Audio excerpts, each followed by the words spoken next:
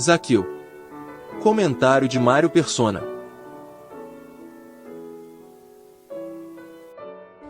Zaqueu é um homem de baixa estatura que deseja ver Jesus passar e, por causa da multidão, sobe numa árvore. Quando Jesus chegou àquele lugar, olhou para cima e lhe disse: Zaqueu, desça depressa, eu quero ficar em sua casa hoje.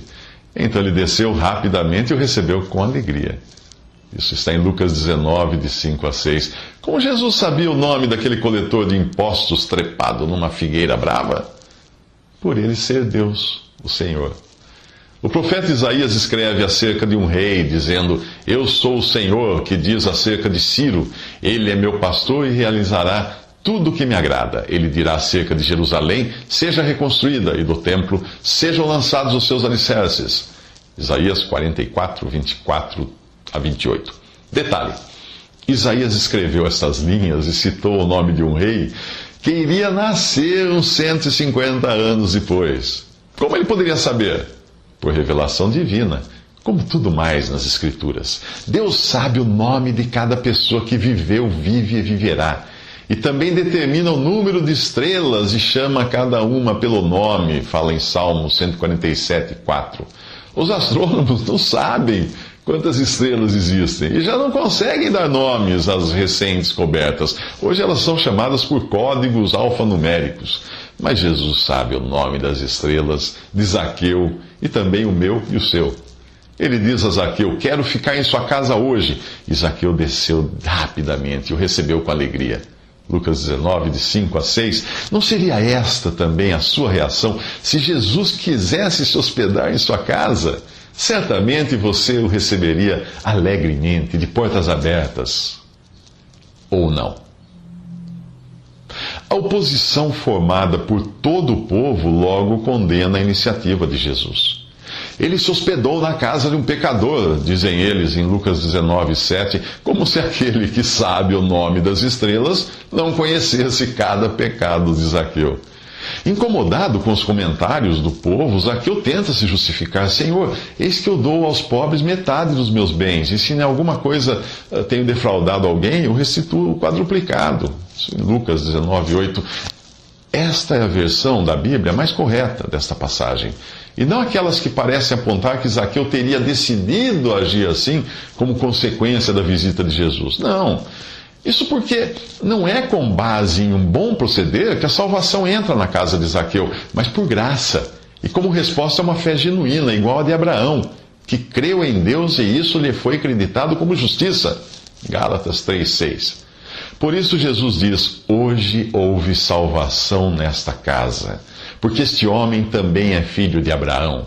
Pois o Filho do Homem veio buscar e salvar o que estava perdido. Lucas 19, de 9 a 10. Se você ainda está perdido, faça como Zaqueu. Receba Jesus com alegria. No episódio anterior, conhecemos Zaqueu, um pecador perdido que dava metade de seus bens aos pobres e restituía quadruplicado algum imposto cobrado a mais. Porém, não foi por suas boas obras que o Senhor lhe declarou: Hoje houve salvação nesta casa. Zaqueu foi salvo por pertencer à linhagem dos filhos de Abraão, aquele cuja fé lhe foi acreditada como justiça e é chamado de Pai de todos os que creem. Você lê isso em Romanos 4, de 9 a 11. Será que você também é da descendência de Abraão? Se for, então não tentará apoiar sua salvação em suas boas obras, mas na graça de Deus. Pois a promessa vem pela fé, para que seja de acordo com a graça e seja assim garantida a toda a descendência de Abraão, diz em Romanos 4,16. Repare nas palavras: promessa, fé, graça e garantida. Assim é a salvação. Ela foi prometida pelo Deus que não pode mentir. Ela é recebida por fé, não por obras. Vem de graça e é garantida. Isto é, impossível de se perder. Mas desde quando Deus teria concebido uma tal salvação? Quando teria começado a se interessar por Zaqueu, por mim ou por você? Por 5 vezes a Bíblia fala de um tempo antes da existência do tempo. E você ficará surpreso ao saber que na eternidade Deus já estava interessado em Zaqueu, em mim e em você. Então, já estávamos nos pensamentos de Deus. Olha, tudo começa com o amor do Pai pelo Filho eterno, Jesus, que diz: Pai, tu me amaste antes da criação do mundo, em João 17, 24. Nós descobrimos então que Deus nos escolheu nele, em Cristo, antes da criação do mundo. E em amor nos predestinou para sermos adotados como filhos. Fala aí, Efésios 1, de 4 a 5.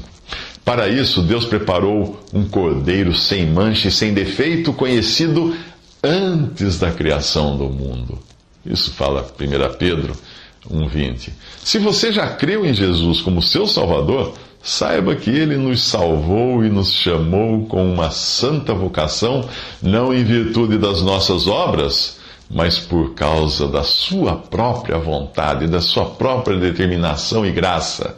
Esta graça nos foi dada em Cristo Jesus desde os tempos eternos. Isso está em 2 Timóteo 1, versículo 9.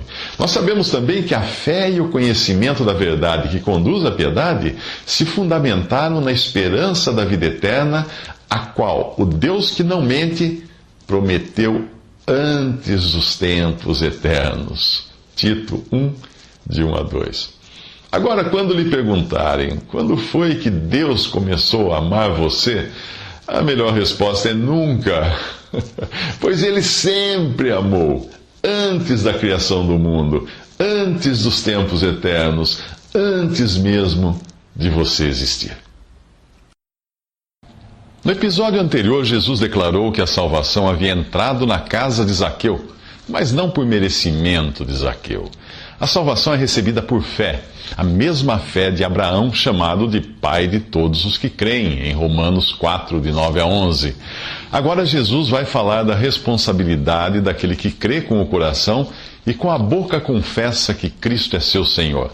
Se a salvação é recebida por graça e mediante a fé, a recompensa é recebida pelas obras e pelo modo como o crente utiliza aquilo que recebeu de Deus.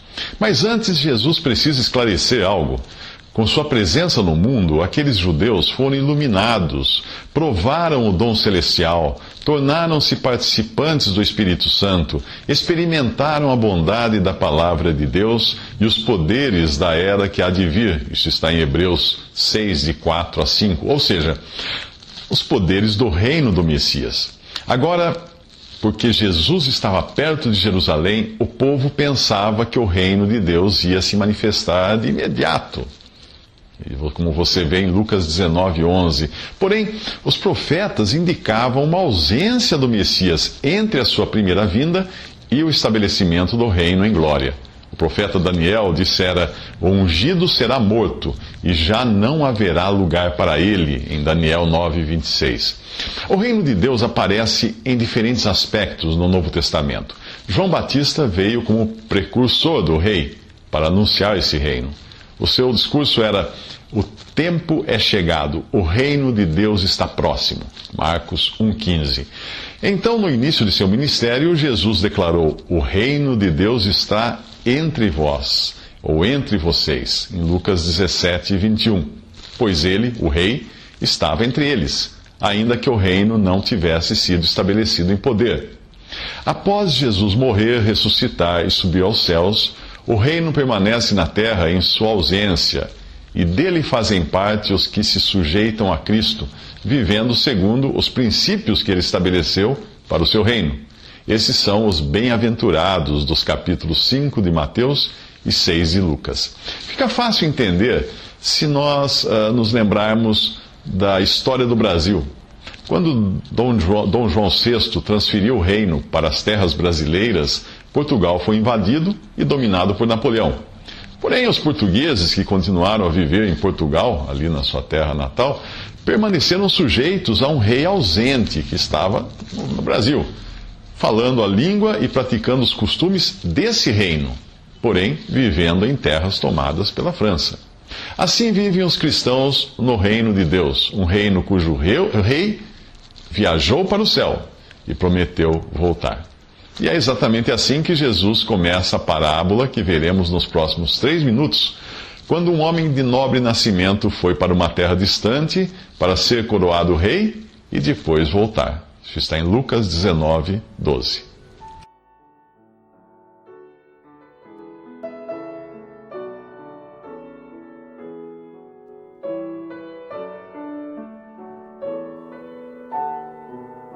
Visite Respondi.com.br. Visite também 3minutos.net.